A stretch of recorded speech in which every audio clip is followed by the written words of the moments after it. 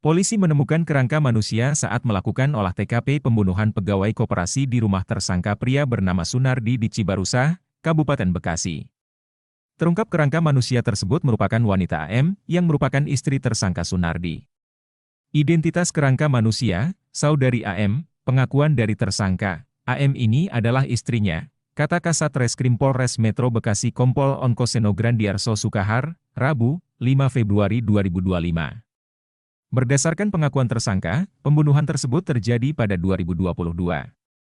Setelah membunuh, Sunardi memasukkan jasad AM ke septic tank. Mendalami keterangan tersangka Sunardi ini, ternyata dia di tahun 2022 juga melakukan pembunuhan, ujarnya.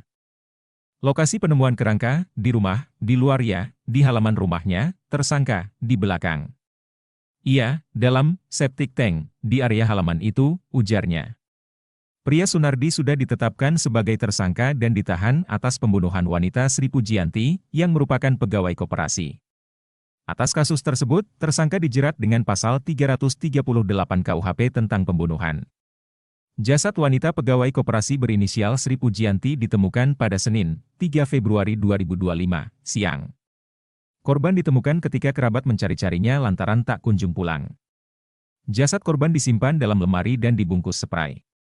Polisi mengungkap motif S3 membunuh korban. Sunardi kesal lantaran ditagih utang oleh korban. Onkoseno Grandiarso Sukahar mengungkapkan, peristiwa tragis ini bermula ketika korban menagih cicilan koperasi ke kediaman pelaku pada Senin, 3 Februari 2025, pukul 15 WIB. Korban menagih cicilan koperasi Pantura yang tidak dibayarkan pelaku selama 1 bulan terakhir, ujar Onkoseno. Meskipun pelaku tidak dapat membayar cicilan, korban tetap menunggu dan meminta pelaku agar tetap membayar. Kesal dengan situasi tersebut, pelaku tiba-tiba mencekik Sri menggunakan kerudung yang dipakai korban. Setelah korban tidak bergerak, pelaku kembali mencekik menggunakan kain dan menarik tubuh korban ke dalam rumahnya. Setelah itu, pelaku kembali ke rumahnya untuk memindahkan tubuh korban yang sudah tidak bernyawa ke dalam kamar. Pelaku menaruh mayat korban di pinggir tembok kamar dan menutupinya dengan spring bed.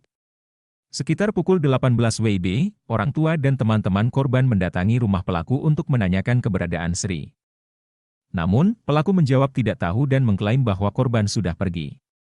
Sekitar pukul 24.00 WIB, orang tua korban bersama warga dan ketua RT setempat mendatangi rumah pelaku untuk menanyakan hal yang sama. Saat ditanya, pelaku terlihat gugup dan melarikan diri.